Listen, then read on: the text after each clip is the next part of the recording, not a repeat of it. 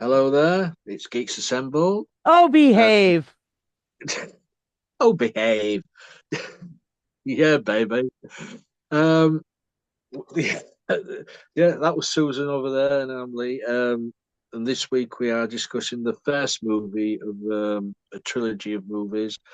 This one was released in 1997, created by the wonderful Mike Myers. This is Austin Powers, International Man of Mystery. What can we say about Austin Powers? Based on British spies of the 1960s, um, but this is all spoof and hijinks.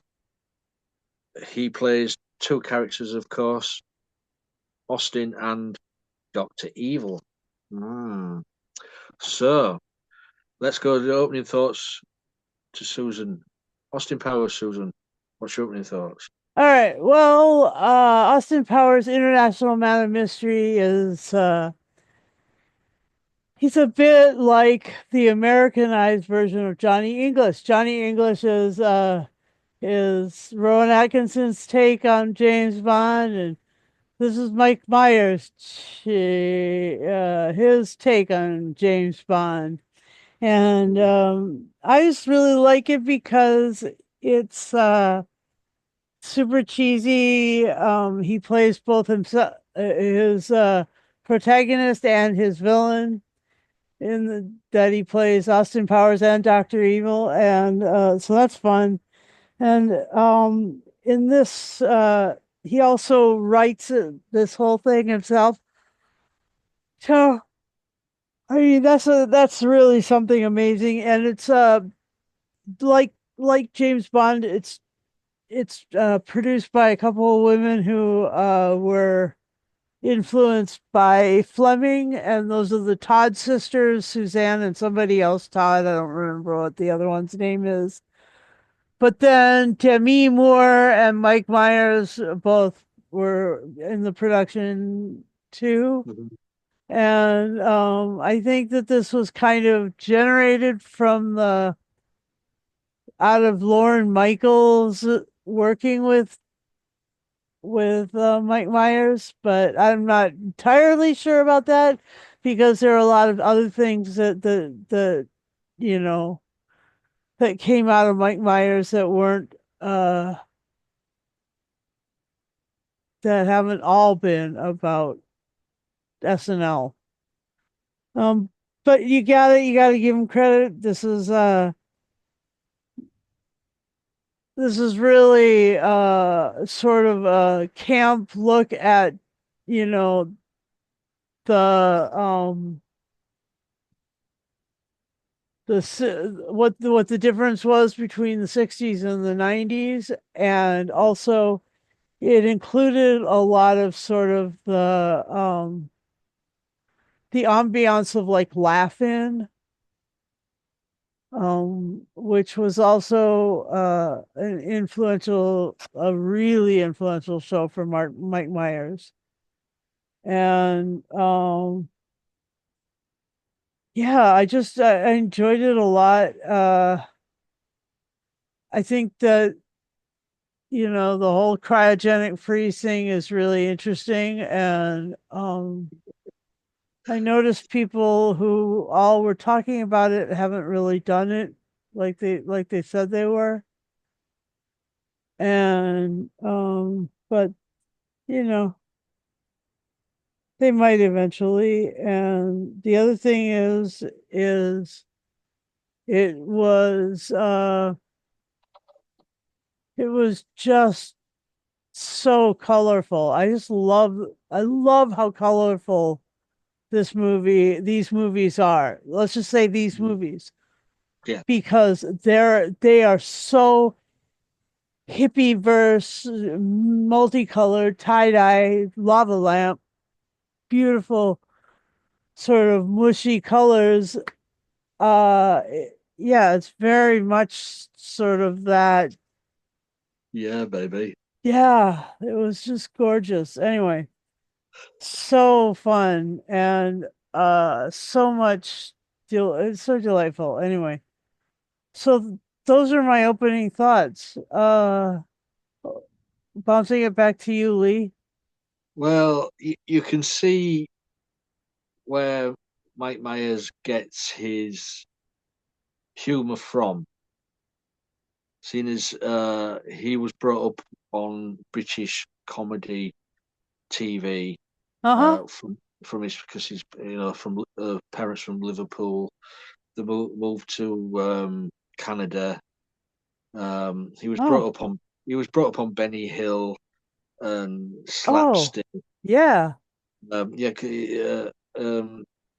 he's a he holds a British citizen's card. Does Mike Myers? Oh. So we see him as one of our own. Um, Uh-huh. he's got he's Canadian and British on his what would you say passport? Shall we say? Yep. Um, yeah, he was brought up on all the classic British stuff. He was it's a tribute with the glasses of Austin Powers. That was a tribute to the Michael Caine movie, the Hypocrites Files. What Michael Yeah. Caine used. Um, so you can see he's thrown everything into this. You know, the British are known not to have good perfect teeth. So Austin Powers has not got perfect teeth. Um, Promiscuous as well, sexual, the summer of love, and as you say, so colourful. The colours in this, you're right there. They are. Um, but yeah, you can see the influences, what have influenced him when he was growing up. Um, and to the cast in this, I mean, Elizabeth Hurley um, pulls it off as Vanessa Kensington. Um, you've even got Michael York in this as Basil Exposition is is his boss. Robert Wagner was number two. The marvelous and superb Seth Green Uh, as Scott Evil. Zip zip zip. I've got a bag of Doritos with zip. Um, you've even got some cameos in here. Will Ferrell's in it. I'm just going down the list here. Carrie Fisher, Burt Bacharach, Christian Slater, Rob Lowe, just to name a few. Um, but yeah, it's a fun movie. Um, I mean, and for me, one of the one of what always made me laugh was the where where they're naked, but everything's in play. You know, hiding all the naughty bits by picking up teapots and and all that. melons and pineapples. This all goes well, yeah. Comedy at its best. Um, and watching this again, I totally forgot Mini Me's not in this one. Right. I totally forgot. No, but Um, there's the kitty. The kitty that starts off like with this beautiful white fur and then instantly Mr. becomes like a sphinx, like one of those hairless cats. Mr. Bigglesworth. Yeah. Come on, Mr. Bigglesworth. So, but yeah, Mike Myers has taken nearly every Bond trope he could think of and throw it into a 90-minute movie. You know, an evil genius's lair who wants to hold the world to ransom for $1 million. Uh, he's been in the cryogenics too long, I think.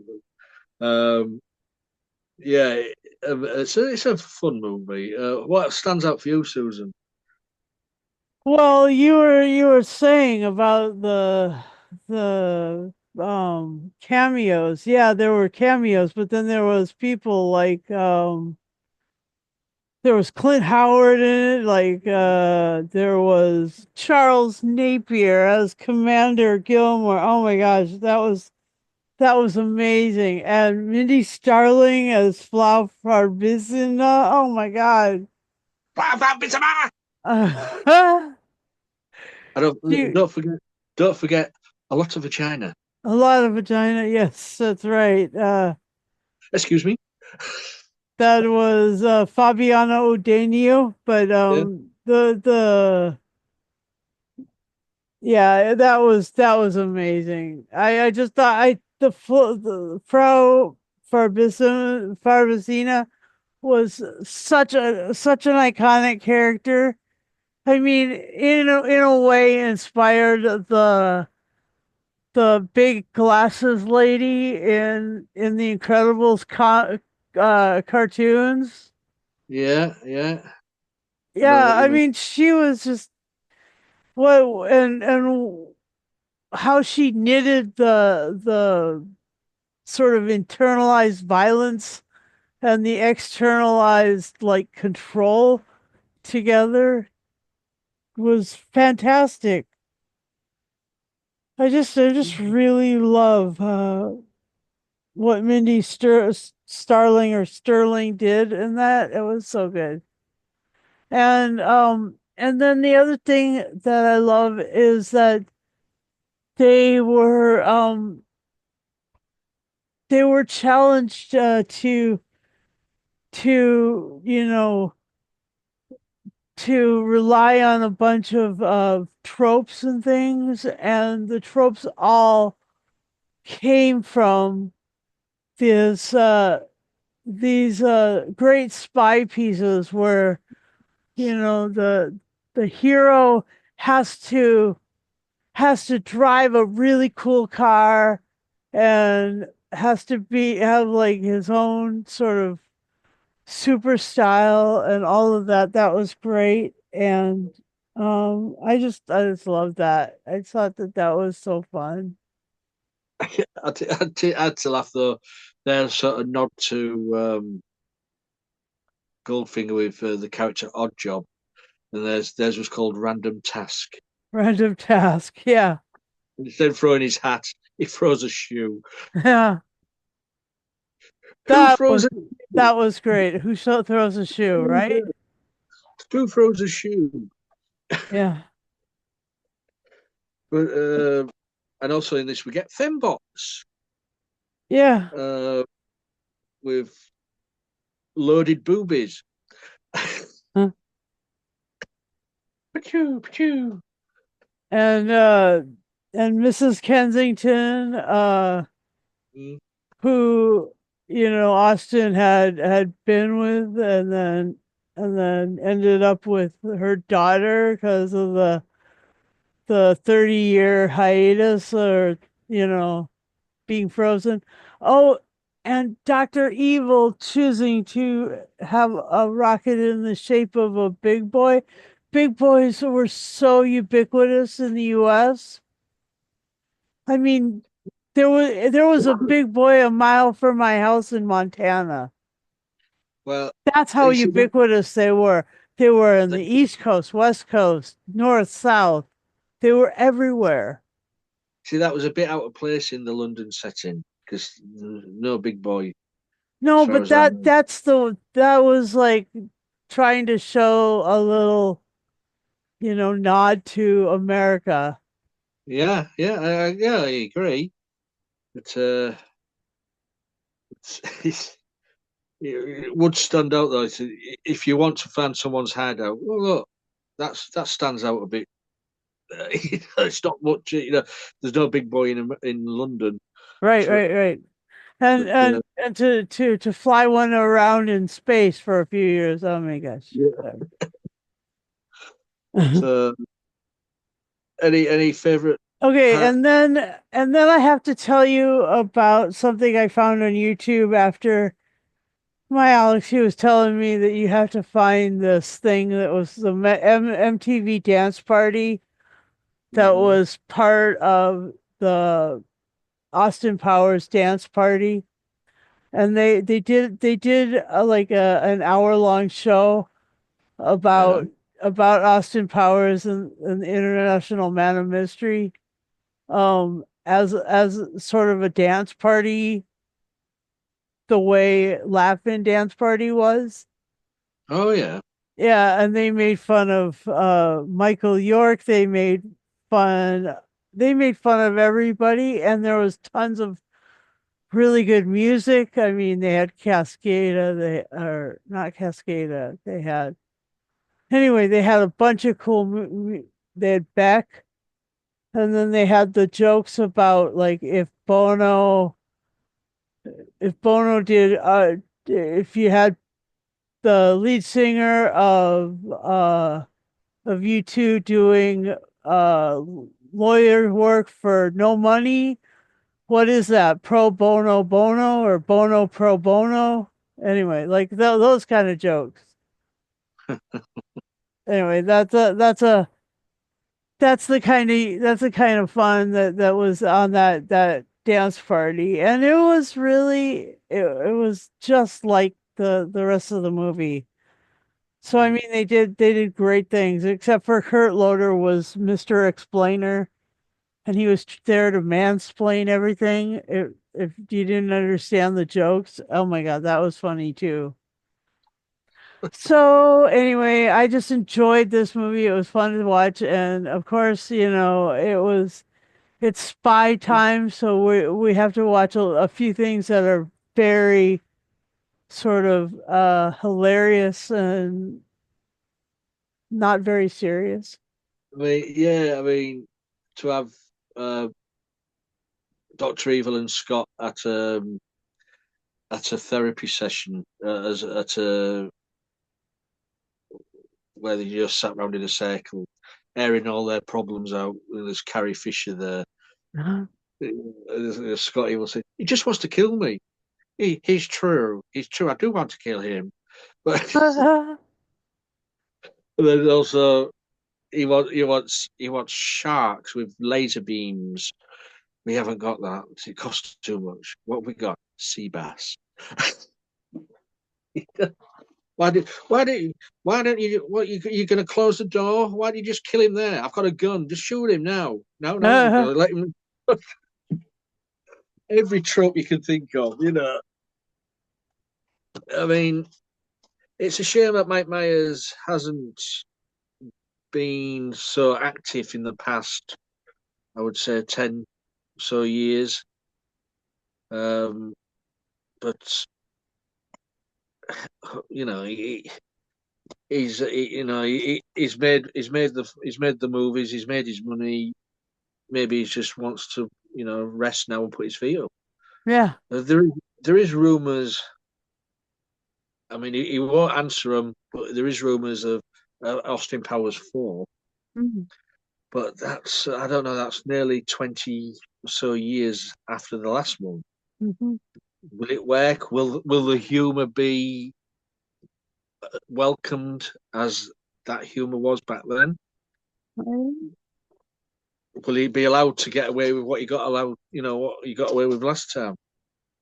I don't know. And is MTV gonna be I mean, wasn't this produced by MTV? I don't remember. I'm just Let me looking see. now. No, production companies: Newland Cinema, Yeah, right, you're right. Pictures. Yeah, Demi Moore was one of the producers of the 4 producers. Uh, no, no, it's. I mean, it was a big success. Yeah. It got, what was it, nearly about 68 million in the box office for a character who he didn't create for SNL. I mean, See, I know, that's what I was wondering. Okay. yeah, You it, answered the correct question. I wasn't 100% sure if Austin Powers was SNL. we know Wayne Campbell was Wayne's World was at SNL, and he did other characters on Right. SNL, but as far as I know, Austin Powers was not an SNL character. He created this for the cinema and well, from the love of British iconic TV. Yeah. Yeah, so you've got to thank his parents for bringing him up right. Yeah, you do. I was surprised when I found out he had British citizenship, and he's always over here, um, supporting football teams and stuff like that. Nice. I know he's played in some charity matches over here, football matches. Oh, Or as nice. you call it over there, soccer. All right.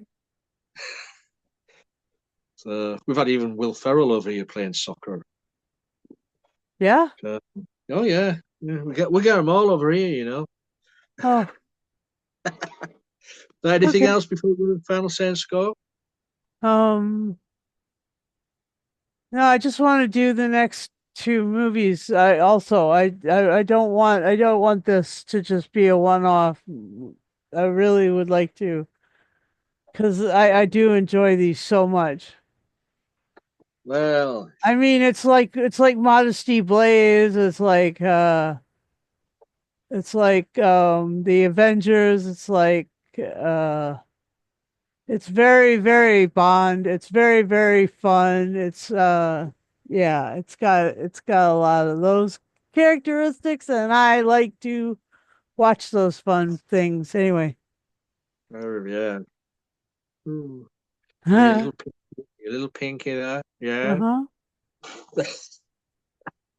So, come on then. What would you give this? I'll give this 10 big boy rockets out of 10. I mean, it's its own thing, and I mean, I enjoy the spy genre so much, and this is very cool. It's very cool. Mhm. It's funny, it's lighthearted, it's very cool, it's very takes itself seriously to the point where its only real raison d'etre is that it's there to make people laugh. And Yeah, that's serious comedy, you know? That's a serious job. And I really like it, and I think that that it's great because it doesn't actually pit real nation against real nation. So that's also really an enjoyable thing. cool. So yeah, that's my score. What about yours? Well, I enjoyed it. You know, it's just all out fun. Um, so for me, it gets 10 Mr. Bigglesworths out of 10. Um, yeah, yeah. I wish you would make another, but I don't know if it'd work now in this day and age. He may have to change his sort of humour, but we'll see. Yeah, so that's our little review of Austin Powers, International Man of Man. Mystery. You guys, I always say, if you've seen it, leave a comment below on the video. You know where you'll find us. We're all across social media. If you want to join us as well, leave a comment on the video. Um, Also on YouTube, please press the bell notification button. You'll get notified every time we put one up. If you would like to subscribe to the channel and to join us, you've got to be 18 plus because sometimes we have adult humor, horror. So you just that's why we have this 18 rating thing and have a working camera and microphone on the device you use. So is that it now, Susan? That's everything. Cool, cool. So yeah, we're going off now to plan our next idea of world domination. Oh, Uh, behave. yeah, baby. Yeah. Bye for now.